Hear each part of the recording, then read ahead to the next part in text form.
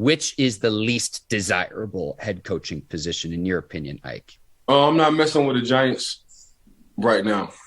I think the Giants, they're not like the Detroit Lions. So Detroit, when they lost one by a few points. Two, you saw they had grit and they played tough for their coach. You know what I'm saying? With the Giants, it was either we was getting blown out, we lost, or we won. It was one of the two. So that's the difference between the Giants.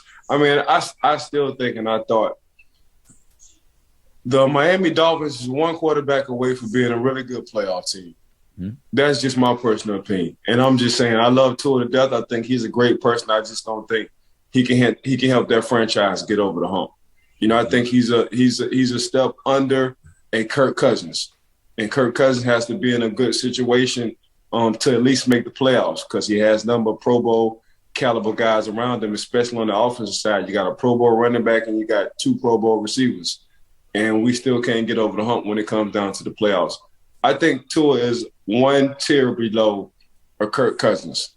So I think everything around Tua is in great hands. I like the quarter. I like the tight ends. I like their running backs. I like their receivers. And we all know what their defense been doing. Their defense has been the glue to that team. So they just looking for a guy. Can you win us 3 or 4 games? And I don't think Tua can win them 3 or 4 games. I don't think Tua is a Justin Herbert. I don't think Tua is a Joe Burrow. So, yeah, he did well in college. He had a heck of a career in college, but the NFL, I don't think, to get to where you want to get, and that's having an opportunity. Or if I'm down 10 points in the middle of the third quarter, can you lead us back? I don't think that's Tua. So I think they need a quarterback just in general. And I'm looking at Deshaun Watson to Miami. You always say it, Ike, truck or trailer, and I think we all know the answer with Tua, at least from what he's shown us on the field throughout the course of his NFL career so far. Correct.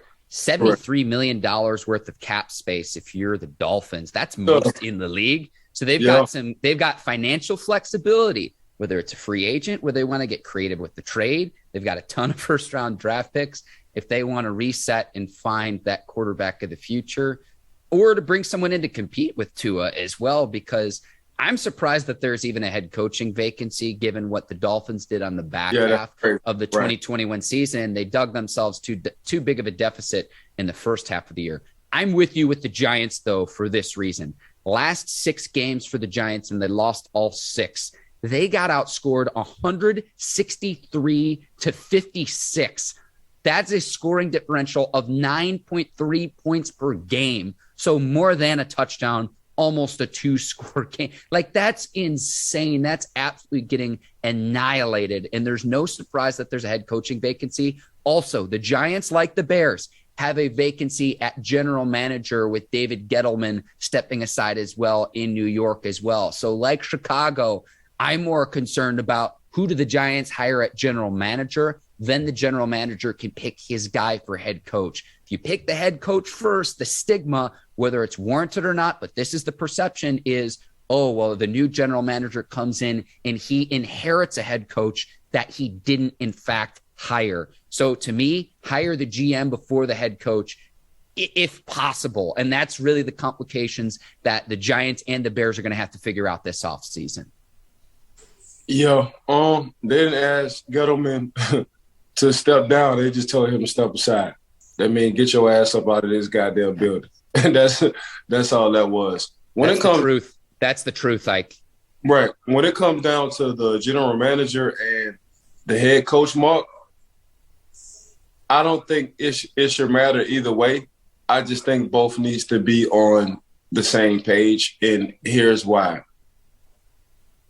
There's only one formula to winning football games.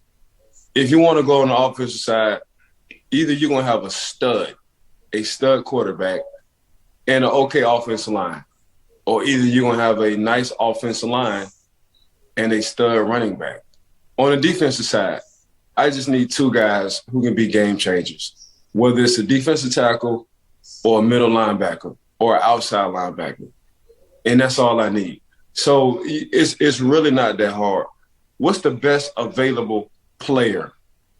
As long as them two on the same page, not what we need.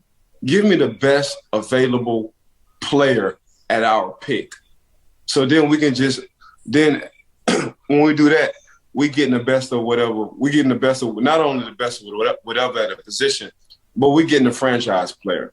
And I understand, I see why Pittsburgh for a long time, they kept drafting first round offensive linemen, first round defensive linemen, first round outside linebackers.